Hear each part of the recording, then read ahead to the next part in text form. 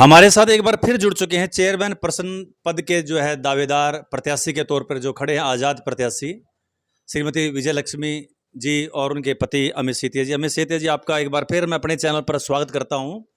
और अब आज आपसे प्रश्न ये है कि जो विकास के मुद्दे आप पिछले काफ़ी लंबे समय से जो है अपने चुनाव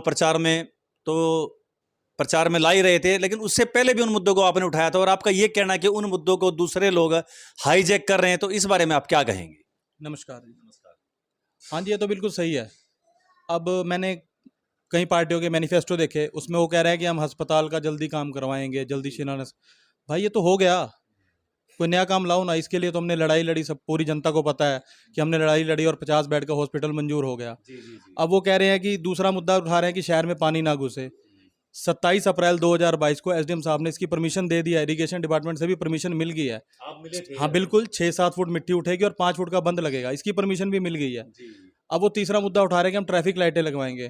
ट्रैफिक लाइटें भी हम लगवा चुके हैं, उसकी भी एनओसी हम दे आ चुके हैं, नगर पालिका में एनओसी पहुंच चुकी है उसकी। कोई नया मुद्दा उठाओ ना, इसका पुराने जो मुद्दे बने हुए हैं उसका क्या फायदा? उसका जो काम करवा चुके हैं उसी को कह रहे हैं दोबारा करवाएंगे। चलो कोई बात नहीं।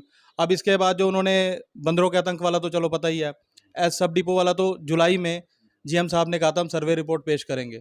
अगर जनता ने मुझे मौका दिया तो मैं पूरी उम्मीद है कि मैं सन 2022 में सब डिपो वाला काम करवा के ही मानूंगा। मैं तो तारीख दे रहा हूँ, सन 2022 में हम इस काम को पूरी लगन से काम करवाएंगे। सीएम साहब के पास अपनी जाके हाथ जोड़ेंगे कि किस तरह करके हमारे शहर को ये मुद्दा ख़त्म किया जाए। हमारे पास बसों की सर्विस नहीं है, नाइट सर्विस नहीं है। जनता, अब मेरी दुकान पे भी कुछ लड़के हैं जो यमुनानगर से काम करने आते हैं, लेकिन उनको 5 साढ़े 5 बजे जाना पड़ता है, उनके पास बस का टाइम ही नहीं है। उनका कितना नुकसान होता है, सारी जनता का नुकसान होता है। ऐसे तो कोई शाम को कहीं चला गया है, कोई गरीब बंदे को कहीं पे जाना है तो उसको कार करके जाने पड़ेगी, अपनी कार नहीं है तो 1500-2000 रुपये कार वाला ले लेता है, भी रात को वापस आने का साधन नहीं है। तो मैं इसलिए सब डिपो पे दिल से लगा हुआ हूँ। स्टेडियम का मुद्दा हमने कब से उठा रखा है कि स्टेडियम में कुछ सुधार होना चाहिए। यहाँ पे लाइट नहीं है, पानी नहीं है, तो उसके लिए थोड़ा बहुत तो हमें पहले ही इंडिकेशन मिला था, लेकिन मैं अभी आपको उस इंडिकेशन के बारे में नहीं बता सकता क्योंकि अभी तक वो फाइनल नहीं हुआ है। मैं ऐसे कच्ची बात नहीं करूँगा। इसके बाद तीसरा मुद्दा हमने उठा रखा है, ये सब तहसील को तहसील बनाया जाए। जनता को एक छोटे छोटे काम के लिए बिलासपुर यमुनानगर धक्के खाने पड़ते हैं, कितना समय नष्ट होता है। तो इसके लिए भी हम पूरी कोशिश कर रहे हैं। और तो मुद्दे काफ़ी हैं ही हैं। अब एक हम रोजगार के लिए भी पहले कर रहे थे। मेरे यहाँ पे काफ़ी यार दोस्त हैं जो सब्जी मंडी में काम करते हैं। हमारा एक मौका है जो हम इस सब्जी मंडी के थ्रू किसी तरीके भी अपने रोजगार के मुद्दे बढ़ाए जाएं। हम प्राइवेट इन्वेस्टमेंट लाएं, यहाँ पे कुछ भी है, इसमें कुछ ना कुछ हमें स्कोप मिल सकता है। सब्जी मंडी के थ्रू हम अपना सब्जी का काम करवा के ट्रेडिंग करवा सकते हैं यहाँ पे, जैसे जनता को रोजगार मिले। तो हमारे ये काफ़ी मुद्दे हैं। लेकिन वही बात है कि जो विपक्षी जो भी मेरे खिलाफ, हमारे खिलाफ कैंडिडेट खड़े हैं, वो इन्हीं मुद्दों को कर रहे हैं। भाई जो काम हमने कर दिए हैं उसको आप दोबारा क्या करवाओगे? कि आपके मुद्दों को बस गाया जा रहा है, जबकि बिल्कुल, काफी कुछ काम आपने कर दिया है। मैं तो यही कहना चाहता हूँ कि वो कह रहे हैं कि हम ये करवाएंगे। तो काफ़ी कैंडिडेट हैं जो पहले भी इलेक्शन लड़ चुके हैं, वो जनता को पता है। और काफ़ी ऐसे इसमें कैंडिडेट ऐसे हैं जो मेन, मान लो एमएलए साहब के भी क्लोज हैं, सबको पता है उस बारे में। तो आज तक उन्होंने कोई काम क्यों नहीं किया? क्या वो 22 जून 2000 जुलाई का वेट कर रहे थे रिजल्ट तक का? उसके बाद कोई शुभ मुहूर्त है क्या काम करने का? उससे पहले शुभ मुहूर्त नहीं था। जनता को सिर्फ उम्मीद दिया है और कुछ नहीं है। जिसने भी आज तक वोट मांगी, काम तो कर नहीं रहे थे। अब आज वोट मांगने के बाद 22 जून के बाद कोई शुभ मुहूर्त आ रहा है, बस मैं इतना पूछना चाहता हूँ। अमित सेतिया जी, एक विषय भी चर्चा का बना हुआ है कि क्या नगर पालिका गठन के बाद पंचायत रहेगी या फिर नगर पालिका जारी रहेगी। और कुछ लोग पंचायत संघर्ष समिति के माध्यम से भी अभी भी कह रहे हैं कि अगर वो बने तो वो रिजाइन करके ऐसा कर देंगे, वो कर देंगे और पुनः इसको पंचायत बना देंगे। तो आपसे भी लोग जानना चाहते हैं कि आपका इस बारे में क्या रुख रहने वाला है?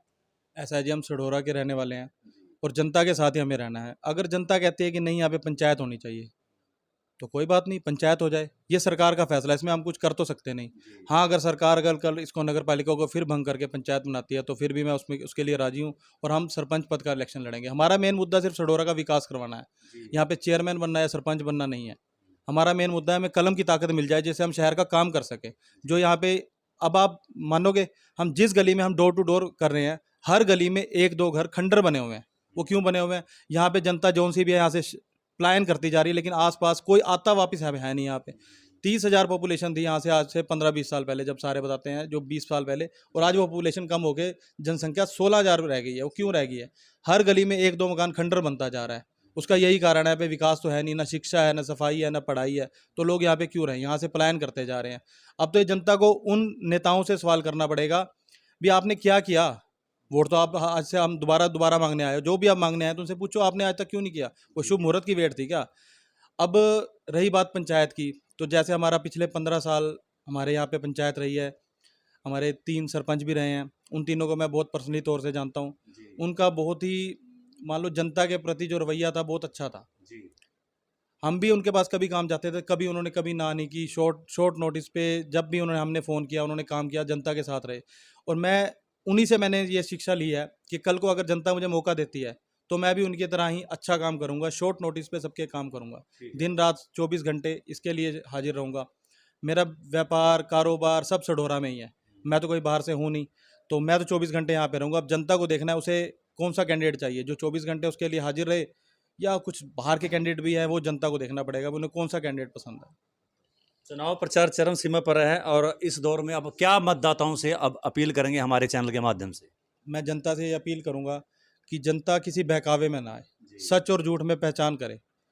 जनता को ये देखना चाहिए कि जो काम मैं एक आज तो अभी मैं इलेक्शन लड़ूंगा, कल क्या होता है मुझे पता नहीं, लेकिन मैं एक आम वोटर था, एक आम इंसान था, तब भी मैं लड़ता रहा, सढौरे के लिए काम किए मैंने।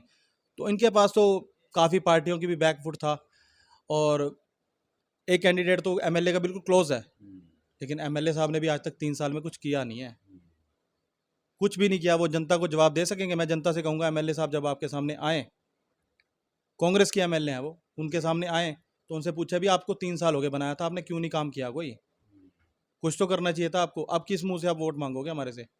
जनता के तो काम वहीं के वहीं पड़े हैं, जनता परेशान है लेकिन उनका कोई हल नहीं निकल रहा, लेकिन वोट मांगने के लिए तैयार है। मैं जनता से हाथ जोड़ के ही विनती करता हूँ कि आप सच और झूठ में फ़र्क देखें। ये तो 5 साल बाद मेला लगता है, हर साल 5 साल बाद लगता है, लेकिन जनता के 5 साल खराब ना हो। अब जनता अगर मुझे मौका देती है तो मैंने आपको अपना पहले सैंपल दिखाया है, 5 साल पूरी फिल्म दिखाऊंगा, प्लीज़ मेरे को वोट दें। बहुत बहुत धन्यवाद अमित सेतिया जी, आज आपने फिर एक बार हमारे चैनल के लिए समय निकाला। Thank you.